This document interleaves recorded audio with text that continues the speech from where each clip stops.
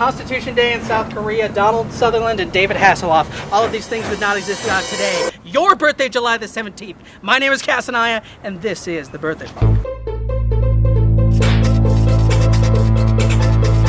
Hello everyone, this is our fourth show. My name is Anaya of the Birthday Blog. What the Birthday Blog is we highlight the historical, cultural, and scientific significance of your birthday, July the 17th.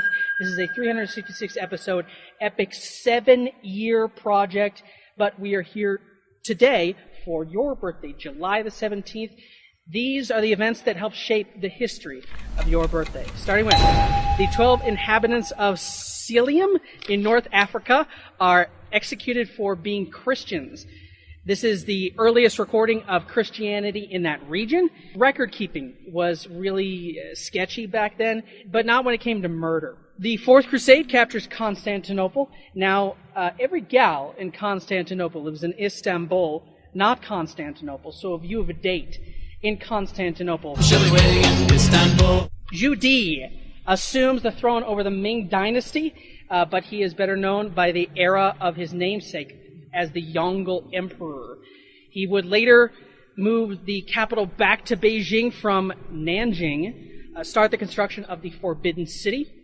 He requisitioned one of the world's first encyclopedias and was one of the first world leaders to install a meritocracy for government officials rather than cronyism. Catherine II becomes Tsar of Russia after the murder of Peter III.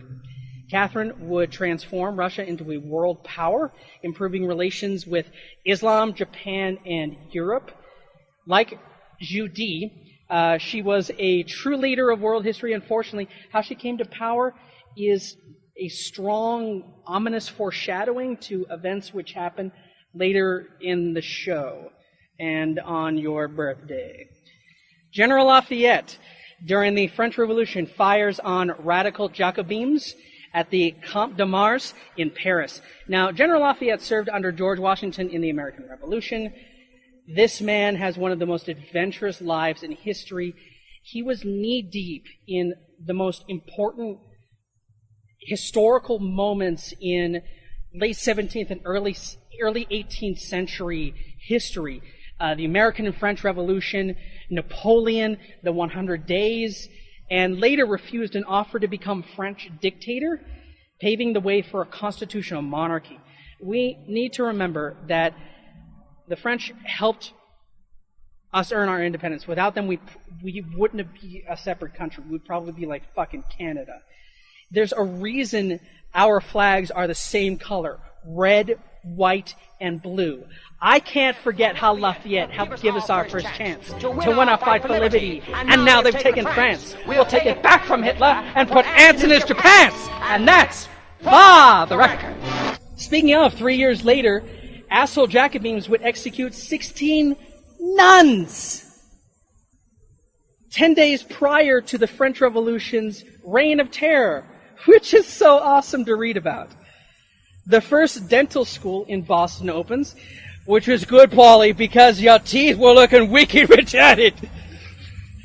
King George V of the UK changes the royal line surname to Windsor from Saxe-Coburn and Gotha. Because of World War I anti-German sentiment, Elizabeth II, the current ruling monarch, is of the House of Windsor. The Spanish Civil War stars Generalissimo Francisco Franco, the only fascist to survive World War II, at least in Europe, would win, establishing a dictatorship until his death in 1975. Fascism lasted until 1978. You look at Spain nowadays, and it's this gorgeous, modern, Western democracy, which brings us to our top story of the night. Our top story tonight. Our top story tonight. Francisco Franco is still there. Good night and have a pleasant. Good night and have a pleasant tomorrow. Don't go away. That's not the actual end. The Potsdam Conference starts with Winston Churchill, Harry Truman, and of course Joseph Stalin. This would be the first time that Stalin and Churchill would hear even innuendo of the bomb existing. This is Constitution Day in South Korea. Happy Constitution Day to you South Koreans, especially the hot ones. A small press preview one day before the official opening of Disneyland was a horrific disaster. 11,000 people were invited, 28,000 showed up. All the celebrities showed up at once because of a plumbing strike. The plumbers made Disney choose between toilets or water fountains. He chose toilets, thankfully. The temperature got up to 101 degrees, and keep in mind this is Florida. Vendors ran out of food. There was a gas leak which shut down 3 sections of the park. It went so badly that it was later referred to by the executives at Disney as Black Sunday. A revolution in Iraq sees the installation of the bath party. There's no joke there.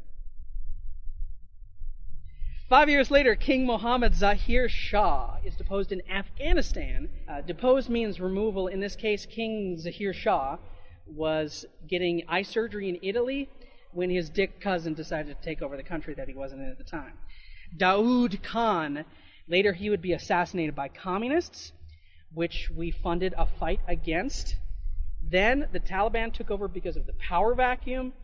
Then 9/11, then the United States invaded, and there you go. You know the modern history of Afghanistan now. A walkway at the Hyatt Regency in Kansas City, Missouri collapses.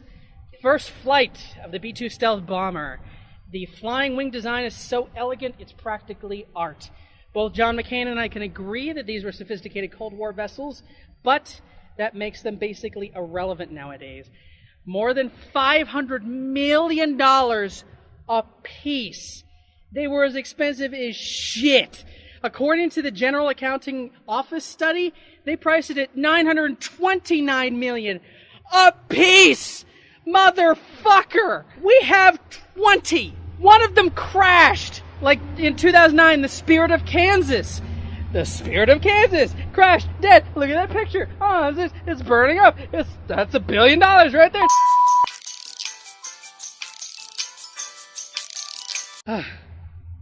The FW Woolworth Company closes after 117 years. This is crazy. This is like Walmart or Burger King just all of a sudden closing. The International Criminal Court in The Hague was established. 114 world states are members of the court, including Libya. The court issued an arrest warrant for Muammar Gaddafi very recently. You will get to see this in the future, so you'll know what actually happened with all that. The Trans-Neptunian Object, 2007 OR10, nicknamed Snow White, was discovered.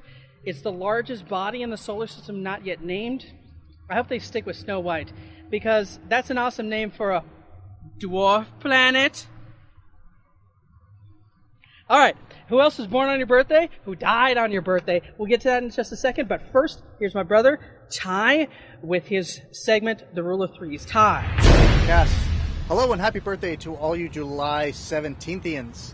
A lot of astonishing things have happened on your birthday, but I'm here to tell you which of 3 events is the strangest thing to happen on your birthday.